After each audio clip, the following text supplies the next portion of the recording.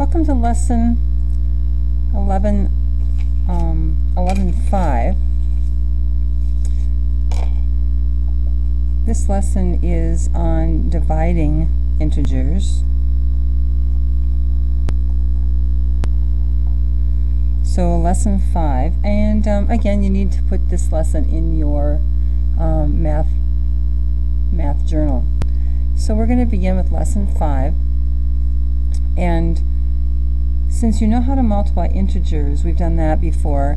One way to divide integers is to rewrite the problem using multiplication. So since you're familiar with multiplication, dividing is going to be very similar to that.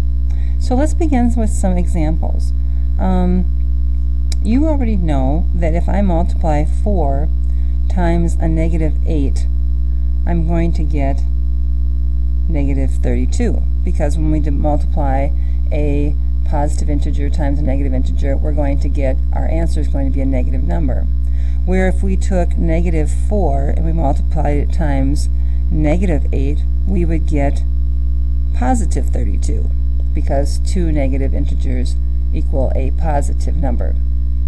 And if we had 4 times 8, two positive integers, we would get, of course, 38 as well. Now, today we're going to divide. So let's say, for example, take this same example, negative 32, and we're going to divide that by 4. And now we know what the answer is already, but let's say, for example, we didn't, and we'd ask ourselves, okay, 4 times blank is equal to 32. We already know that negative 32. You know that 4 times 8 is 32, and so since 4 is a positive integer, we know that 8 has to be the negative integer, because 4 times a negative 8 would be negative 32. So in answer to our question, negative 32 divided by 4, of course that's equal to negative 8. So you'll get better as we go along, you'll get faster, but let's do a number of examples, and each time we're going to turn them into multiplication problems just so you can become more familiar with it. So let's take another example. Negative 36 divided by 6.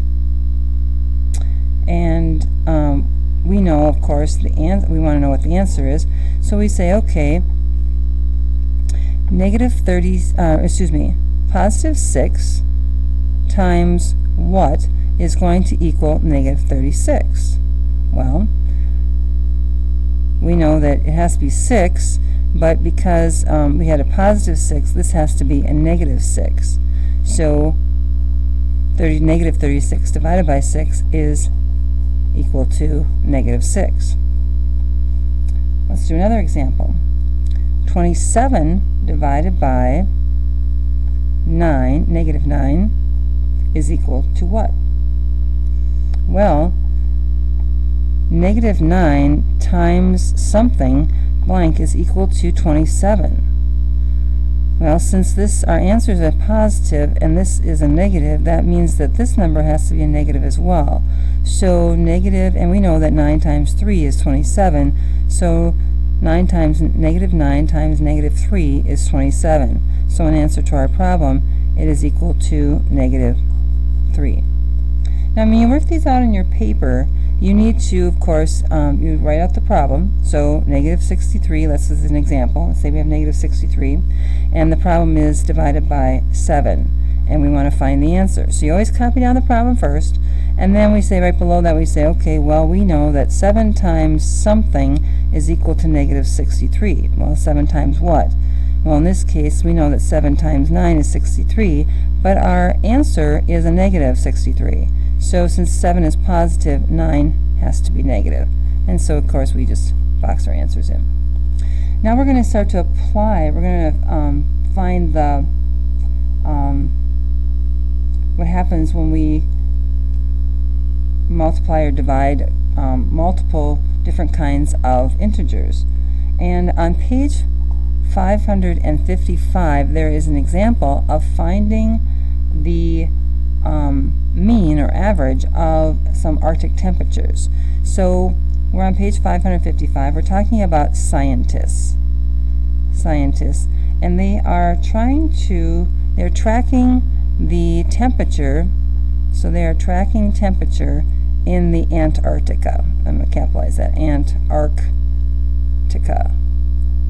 So they're tracking the temperature in Antarctica.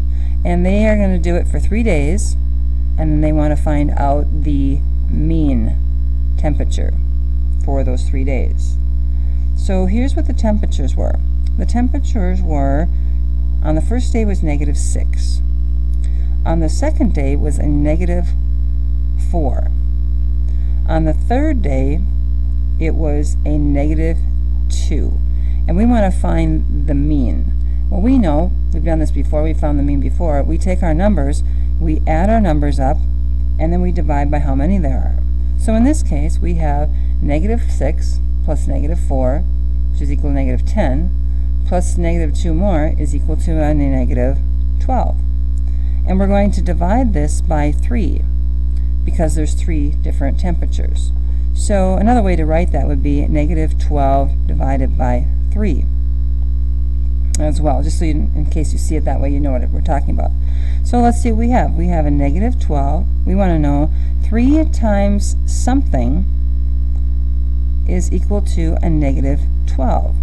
Well, we know that 3 times 4 is 12, and since 3 is a positive number, we know that 4 has to be negative, which makes sense because all of our numbers up here are negative.